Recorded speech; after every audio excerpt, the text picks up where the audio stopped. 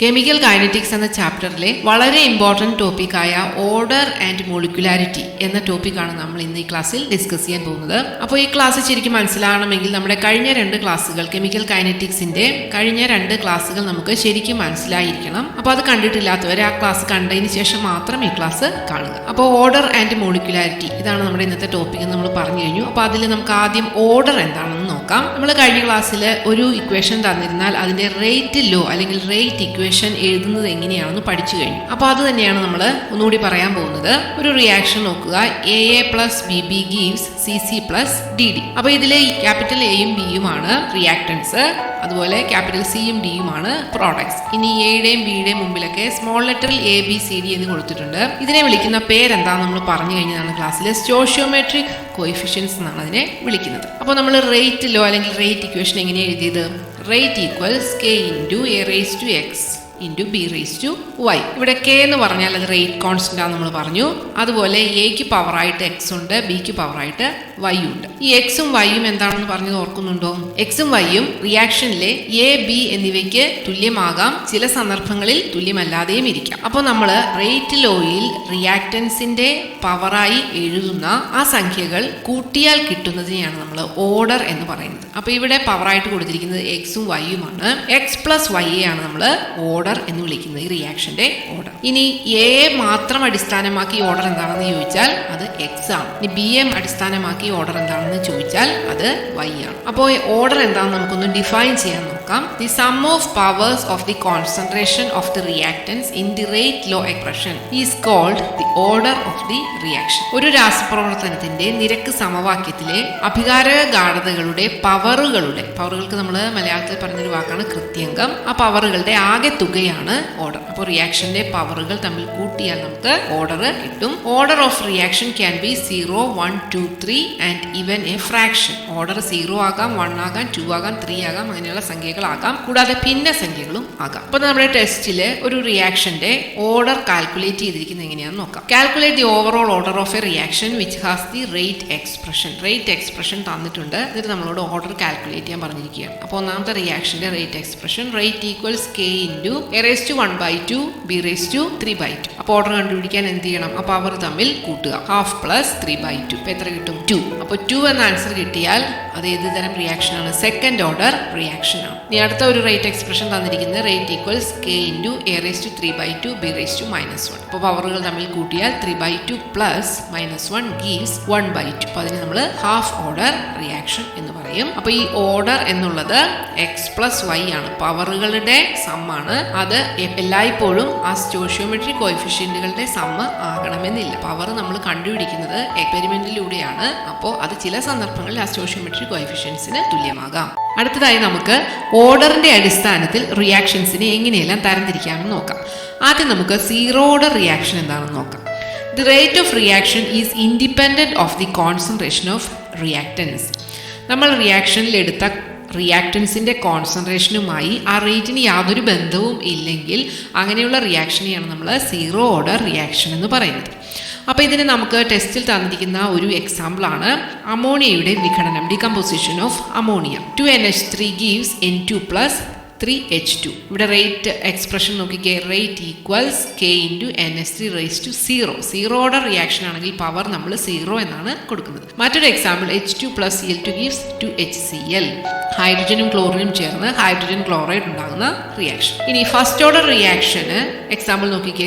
Order 1 ആകുമ്പോഴാണ് നമ്മൾ റിയാക്ഷൻസിനെ first order reaction എന്ന് പറയുന്നത്. Decomposition of hydrogen peroxide H2O2 gives H2O + ½ അപ്പോൾ ഇതിന്റെ റേറ്റ് KH2O2 എന്നാണ്, പവർ 1 ആണ്, അതുകൊണ്ട് ഫസ്റ്റ് ഓർഡർ റിയാക്ഷൻ. അടുത്തത് second order reaction. 2NO2 gives 2NO + O2. Rate equals KNO2⁻2. അപ്പോൾ ഇവിടെ പവർ 2 ആണ്, അതുകൊണ്ട് second order reaction. H2 + I2 gives 2HI. Rate equals KH2I2. പവറുകൾ 1, 1 വീതമാണ്, അത് രണ്ടും കൂടി 1 + 1 ചെയ്യുമ്പോൾ 2. അപ്പോൾ ഇതും സെക്കൻഡ് ഓർഡർ റിയാക്ഷനാണ്. ഇവിടെ പവറുകളും സ്റ്റോഷിയോമെട്രിക് കോഎഫിഷ്യൻസും തുല്യമായതുകൊണ്ട് നമുക്ക് വലിയ കൺഫ്യൂഷൻ വന്നില്ല. പക്ഷേ എല്ലാ സന്ദർഭങ്ങളിലും ഇത് തുല്യമാകണം. റേറ്റ് ലോ പഠിച്ചപ്പോൾ നമ്മൾ പഠിച്ചൊരു കോൺസ്റ്റന്റ് ആണ് റേറ്റ് കോൺസ്റ്റന്റ്. ഈ റേറ്റ് കോൺസ്റ്റന്റിന്റെ യൂണിറ്റ് ഓർഡർ മാറുന്നതിനനുസരിച്ച് മാറിക്കൊണ്ടിരിക്കും. അതായത് വ്യത്യസ്ത ഓർഡറിലുള്ള റിയാക്ഷനുകളിൽ റേറ്റ് കോൺസ്റ്റന്റ് യൂണിറ്റ് വ്യത്യസ്തമായിരിക്കും. അപ്പോൾ അതൊരു ഇമ്പോർട്ടൻറ്റ് ടോപ്പിക്കാണ്, റേറ്റ് കോൺസ്റ്റന്റിന്റെ യൂണിറ്റ്. അപ്പോൾ ആദ്യം നമുക്ക് റേറ്റ് കോൺസ്റ്റന്റിന്റെ യൂണിറ്റ് കണ്ടുപിടിക്കാനുള്ള ഒരു ജനറൽ ഫോർമുല ഡെവലപ്പ് ചെയ്തെടുക്കുന്നത് എങ്ങനെയാണെന്ന് നോക്കാം. അപ്പോൾ റേറ്റ് ഇക്വേഷൻ നമുക്കറിയാം. Rate equals K A raise to X B raise to Y. അതിൽ എക്സ് പ്ലസ് വൈ എന്ന് പറയുന്നത് ഓർഡർ ഓഫ് ദി റിയാക്ഷൻ ആണ്. ഓർഡറിനെ സൂചിപ്പിക്കാൻ ഉപയോഗിക്കുന്ന ലെറ്റർ എൻ ആണ്. ഇനി ഇതിൽ നിന്ന് റേറ്റ് കോൺസ്റ്റന്റ് കെ എങ്ങനെ എഴുതാമെന്ന് നോക്കിക്കേ. K equals rate by A raise to X B raise to Y. അപ്പോൾ ഇനി റേറ്റിന്റെയും കോൺസെൻട്രേഷന്റെയും ഒക്കെ യൂണിറ്റ് ഒന്ന് കൊടുത്തു നോക്കിക്കേ. റേറ്റിന്റെ unit concentration by time.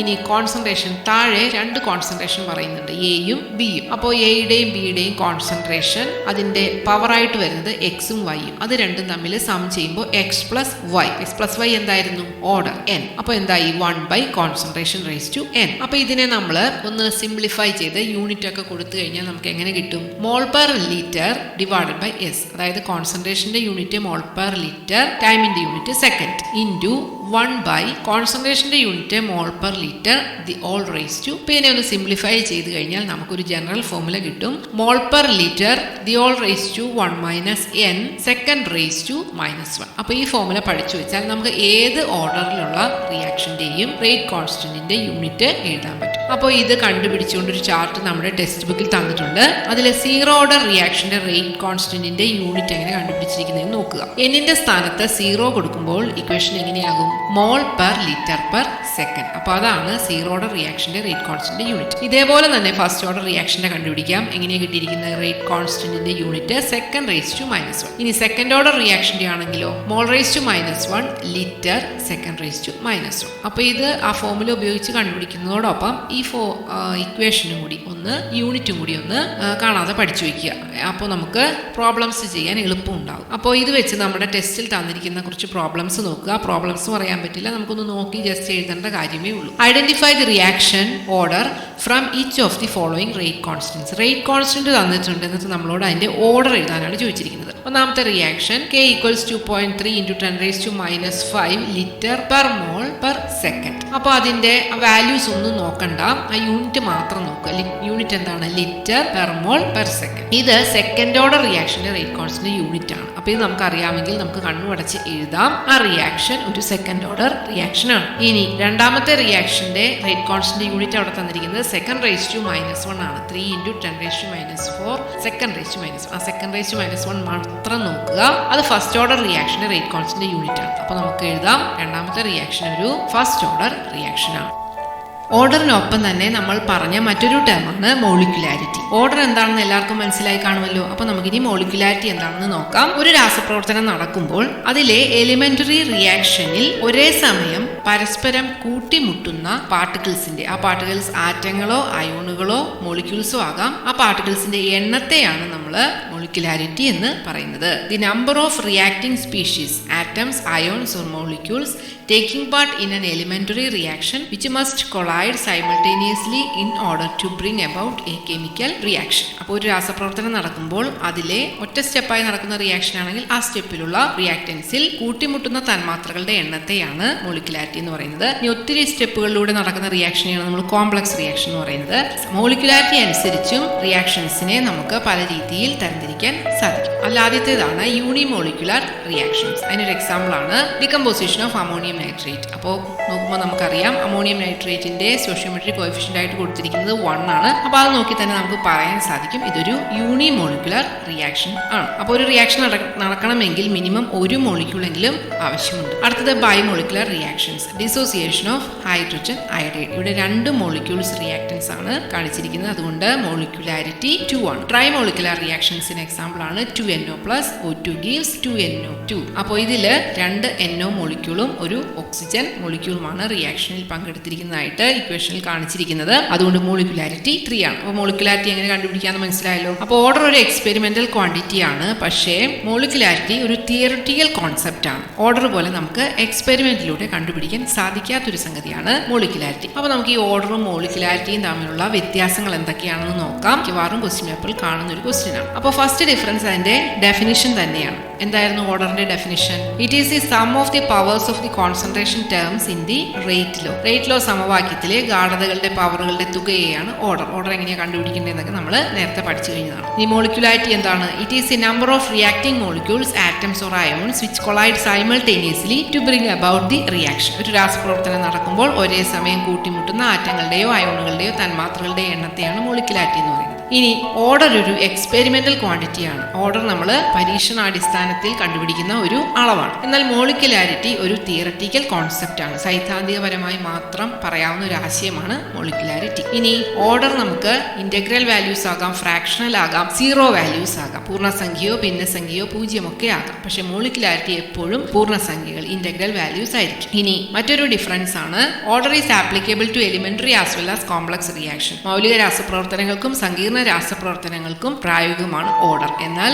മോളിക്യുലാരിറ്റി elementary റിയാക്ഷൻസിന് മാത്രമേ ആപ്ലിക്കബിൾ ആവുകയുള്ളൂ. അപ്പൊ ഇത് ഇത്രയും വർഷം ചോദിച്ചിട്ടുള്ളൊരു ക്വസ്റ്റ്യൻ ആണ്. അപ്പൊ അത് നമുക്ക് സ്ക്രീനിൽ നോക്കിയാൽ മനസ്സിലാകും ഏതൊക്കെ വർഷമാണ് ചോദിച്ചിട്ടുള്ളത്. അടുത്തത് നമുക്ക് ഈ ടോപ്പിക്കിൽ നിന്ന് പ്രീവിയസ് ക്വസ്റ്റ്യൻസിൽ കണ്ടിട്ടുള്ള കുറച്ച് ക്വസ്റ്റ്യൻസ് നോക്കാം. അപ്പോൾ ഒന്നാമത്തെ question, for the reaction 2NO + O2 gives 2NO2. The rate law is given by rate equals K NO raised to 2 O2. The order of the reaction with respect to O2 is dash. അപ്പോൾ ഒരു 1 word question ആണ്. ഒരു reaction തന്നിട്ട് അതിന്റെ rate expression തന്നിട്ടുണ്ട്. എന്നിട്ട് ചോദിച്ചിരിക്കുന്നത് order of the reaction with respect to O2. O2നെ അടിസ്ഥാനമാക്കി റിയാക്ഷന്റെ ഓർഡർ എന്താണ്? അപ്പോൾ നമ്മൾ ഓർഡർ പഠിച്ചപ്പോഴേ പറഞ്ഞതാണ് O2നെ അടിസ്ഥാനമാക്കി ഓർഡർ പറയണമെങ്കിൽ അതിന്റെ പവർ വേണം പറയാൻ. അപ്പോൾ O2ന്റെ പവർ എത്രയാണ്? 1 ആണ്. അപ്പോൾ ആൻസർ 1 ആണ്. ഇനി ഓവറോൾ ഓർഡർ എന്താണ് എന്ന് ചോദിച്ചാൽ നമ്മൾ എത്ര പറയും? 2 + 1 3 എന്ന് പറയണം. ഇത് വിത്ത് റെസ്പെക്ട് ടു O2 എന്ന് പറഞ്ഞുകൊണ്ടാണ് നമ്മൾ 1 എന്ന് പറഞ്ഞത്. ഇനി അടുത്ത question, the molecularity of the reaction 2NO + O2 gives 2NO2 is dash. അപ്പോൾ ഈ റിയാക്ഷന്റെ തന്നെ മോളിക്യുലാരിറ്റി എത്രയാണെന്നാണ് ചോദിച്ചിരിക്കുന്നത്. അപ്പോൾ നമുക്ക് അതിന്റെ സ്റ്റോഷിയോമെട്രി കോഎഫിഷ്യൻസ് തമ്മിൽ കൂട്ടിയാൽ എന്ത് കിട്ടും? 2 + 1 = 3 എന്ന് കിട്ടും. ഇനി മൂന്നാമത്തെ ഒരു question, consider A general reaction AA + BB gives CC + DD. Rate expression തന്നിട്ടുണ്ട്. എന്നിട്ട് A + Bയും X + Yയും തമ്മിൽ ഉള്ള ബന്ധം എന്താണ്? അല്ലെങ്കിൽ establish the significance of A + B and X + Y in terms of order and molecularity എന്നാണ് ക്വസ്റ്റ്യൻ ചോദിച്ചിരിക്കുന്നത്. അപ്പോൾ നമ്മൾ ഓർഡർ മോളിക്യുലാരിറ്റി ഇപ്പോൾ ഡീറ്റെയിൽ ആയിട്ട് പഠിച്ചു കഴിഞ്ഞു. അതിൽ നിന്ന് നമുക്ക് മനസ്സിലാകും X + Y എന്ന് പറഞ്ഞാൽ ഓർഡർ ആണ്. അതായത് റേറ്റ് ലോയിലെ കോൺസെൻട്രേഷന്റെ പവറുകളുടെ സമ്മാണ്. ഇനി A + B എന്ന് പറഞ്ഞാൽ എന്തായിട്ട് വരും? അത് മോളിക്യുലാരിറ്റിയാണ്. ആ സ്റ്റോഷിയോമെട്രിക് കോഎഫിഷ്യന്റിന്റെ സം എടുത്താൽ നമുക്ക് കിട്ടുന്നത് മോളിക്യുലാരിറ്റിയാണ്. ചില റിയാക്ഷൻസിൽ A + Bയും X + Yയും ഓർഡർ മോളിക്യുലാരിറ്റി സെയിം ആകാം. പക്ഷെ എല്ലായ്പ്പോഴും അത് സെയിം ആകണമെന്ന് ഇല്ല. അപ്പോൾ തൽക്കാലം നമുക്ക് പറയാൻ പറ്റുന്നത് A + B എന്ന് പറഞ്ഞാൽ മോളിക്യുലാരിറ്റി, X + Y എന്ന് പറഞ്ഞാൽ ഓർഡർ ആണ്. ഇനി അടുത്ത question, reaction with 0 order are possible but 0 molecularity is not. Justify the statement. ഒരു പ്രവർത്തനത്തിന്റെ മോളിക്യുലാരിറ്റി 0 ആവുകയില്ല, പക്ഷേ ഓർഡർ 0 ആകാം. എന്തുകൊണ്ടാണെന്നാണ് ക്വസ്റ്റ്യൻ. അപ്പോൾ മോളിക്യുലാരിറ്റി എന്താണെന്ന് നമ്മൾ പഠിച്ചു കഴിഞ്ഞു. ഒരു രാസപ്രവർത്തനം നടക്കണമെങ്കിൽ മിനിമം ഒരു മോളിക്യൂളെങ്കിലും ആവശ്യമുണ്ട്. അതുകൊണ്ട് മോളിക്യുലാരിറ്റി ഒരിക്കലും 0 ആകാൻ പറ്റില്ല. പക്ഷേ റിയാക്ടന്റിന്റെ കോൺസെൻട്രേഷനെ ആശ്രയിക്കാത്ത, ഡിപ്പെൻഡ് ചെയ്യാതെ റേറ്റ് ഉള്ള റിയാക്ഷൻസിനെയാണ് നമ്മൾ 0 ഓർഡർ റിയാക്ഷൻ എന്ന് പറയുന്നത്. അപ്പോൾ 0 ഓർഡർ റിയാക്ഷൻ ഉണ്ടാവാം, പക്ഷേ മോളിക്യുലാരിറ്റി 0 ആയിട്ടുള്ള റിയാക്ഷൻ ഉണ്ടാവുകയില്ല. ഇനി ലാസ്റ്റ് ഒരു ക്വസ്റ്റ്യൻ കൂടി നോക്കാം. The conversion of molecules of A and B follow second order kinetics. A B ആകുന്ന പ്രവർത്തനം സെക്കൻഡ് ഓർഡർ കൈനറ്റിക്സിലാണ് നടക്കുന്നത്. If concentration is raised to 3 times, എയുടെ കോൺസെൻട്രേഷൻ 3 ഇരട്ടിയാക്കിയാൽ റേറ്റ് എത്ര ഇരട്ടി ആക്കും എന്നാണ് ക്വസ്റ്റ്യൻ. അപ്പോൾ ചോദിച്ചിരിക്കുന്നത് സെക്കൻഡ് ഓർഡർ റിയാക്ഷൻ ആണ്.